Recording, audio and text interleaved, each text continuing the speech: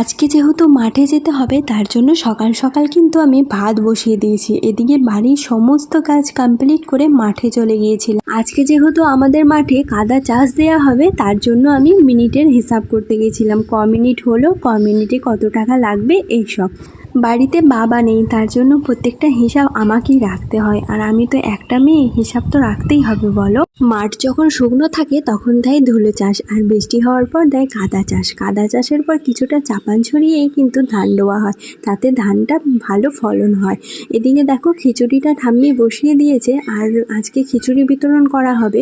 এদিকে আমি সেদ্ধ ভাত দিয়ে ঘিয়ের সাথে খেয়ে নিলাম। আজকের পরিবেশটা কিন্তু দারুণ সুন্দর ছিল, তাই ভাবলাম কিছু ভিডিও করা যায়। রেডি হয়েই দেখি বৃষ্টি শুরু হয়ে গেছে, তাই ভিডিও করা আর হলো না, বসে বসে হাওয়া খাচ্ছিলাম। আজকের ভিডিওটা এতটাই, তোমরা যে একটা মিনিট আমার ভিডিওটা দেখার জন্য তোমাদেরকে অনেক অনেক ধন্যবাদ। ভালো থেকো সবাই, সুস্থ থেকো, তোমাদের সব